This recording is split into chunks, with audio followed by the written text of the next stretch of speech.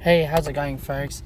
This video that you could check on this, pause this video and you type it in on YouTube, and it's very interesting to know. And I never jigsaw puzzled the whole thing about, as you know, I remember Huawei when it came to Australia, nobody wanted to buy it, and out of nowhere, everyone during the time before Trump banned them. Now, it's just the fact that it makes more sense when they discover what China is about. For example, why they are so advanced in ahead, with all sorts of areas.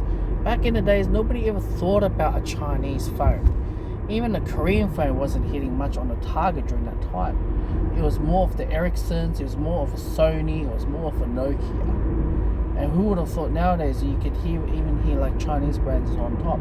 Even people are buying Chinese brand cars as well, where it's not such a thing back in the days. I remember Great Wall struggled to hit the market, or perhaps not only just Great Wall, but also like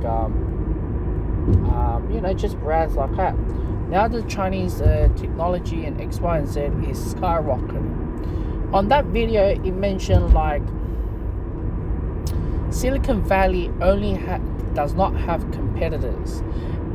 There is license, there is laws, there is consumer affair, right? So that's why it eliminates. Only for them, it's like the what's it called? It's like the main hub of the whole thing. Like for example, like Microsoft or Apple or X, Y, and Z. I'm not going to get too detailed. But in China, it's constantly battling better, efficient, stronger, head-to-head competition, cutting throat competition, right?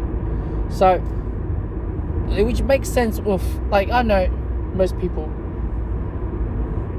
when think about electric car when it comes to a Chinese brand, but a lot of them are buying into that sort of technology. So it's cheap and it's affordable and whatsoever. There's competition. There's tens of thousands. It's like what we see the competition in the Western world, eBay or Amazon, or maybe someone else.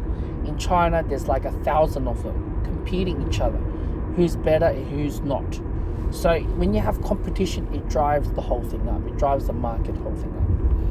And that is something that I've realized the Western world does not like that much of the competition, does not allow the lawmaker or the consumer affair or competition or X, Y, and Z, does not agree to have that in place.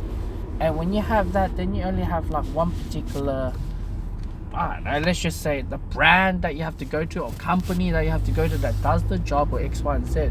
And obviously they're gonna charge an arm and a leg based on whatever they want, and you still gotta buy it.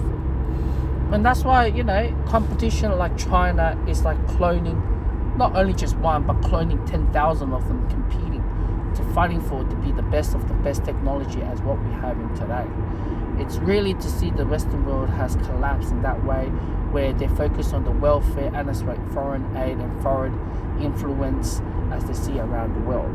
That's what I can say in that video, and hope you guys do watch that video as well.